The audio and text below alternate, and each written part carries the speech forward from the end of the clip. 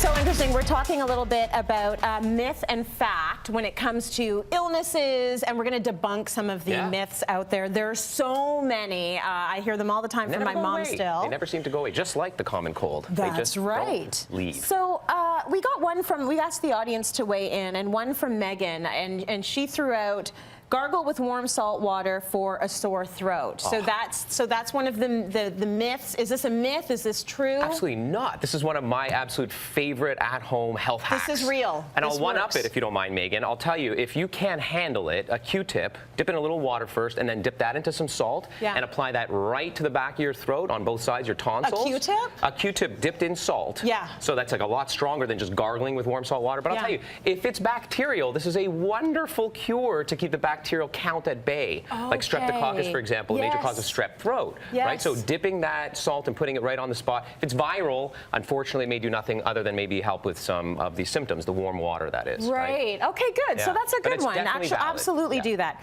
How about this one? You can catch a cold by being out in the cold. Well, here's the thing. So we went from listen to your grandmother, this anecdote and wives' tale is true, to no, we've debunked it, to now we actually realize there's some truth to this. Really? So yeah, researchers out of Yale University just realized a couple of years ago, in fact, that viruses love to replicate about 1.5 to 2 degrees less than your body temperature. Okay. And this is how it works. Our nose sticks out, mine in particular sticks out a lot further from my face, but our nose sticks out from our face, and this tip is usually about 2 degrees colder when we first enter a cold environment. Right. Viruses are harboring in there. They will replicate exponentially. And then you start doing this. And guess what? They go into the back of your throat and down into your lungs, and that's when the madness starts. So getting a cold from being cold is somewhat true. I'll tell you something else. Mommy's right. Mommy's right. So your thyroid, you know, which is right here on your neck, little butterfly-shaped organ, if you don't cover that up, that kind of regulates your internal, warmth and metabolism. Okay. So if that gets too cold, there is some logic and reasoning to your core temperature dropping a little bit too much. And again, the virus is loving and bacteria loving this perfect temperature to replicate. Same with wet hair?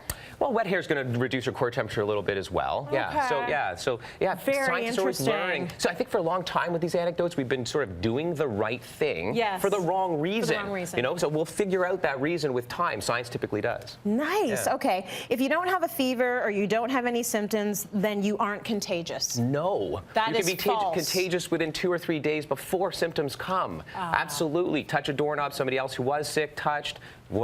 Stop picking your nose. Stop rubbing your eyes, all right? Keep these hands away during this cold and flu season. That's how they transmit. But all of a sudden, you're viral. I'll tell you something else on that note. Getting sick is not the epitome of health. If you get sick, what I mean is that doesn't define how healthy you are. Right. You could be the healthiest person alive and see a virus or bacteria your body's never seen before, and you will succumb to certain symptoms.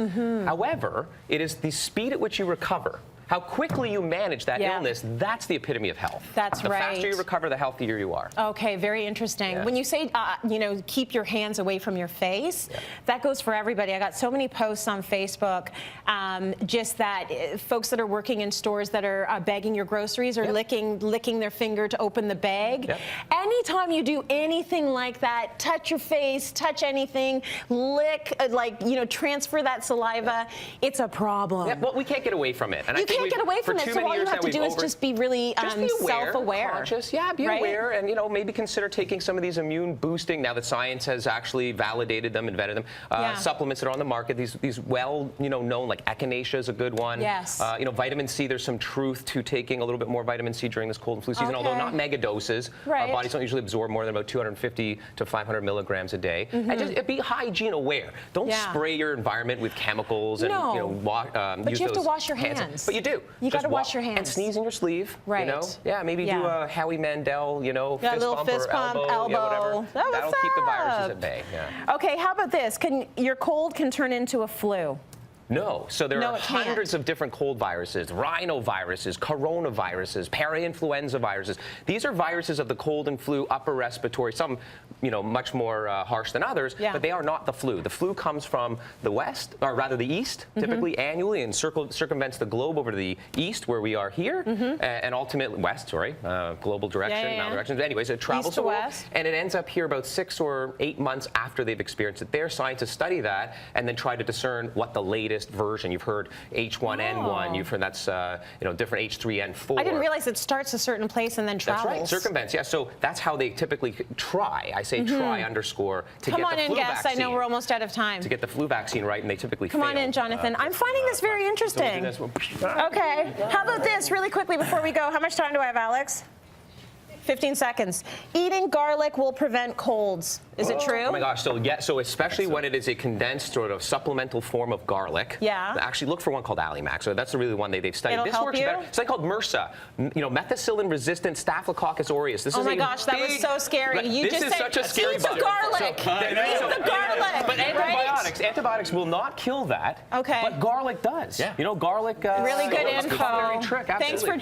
joining us. Eat the garlic.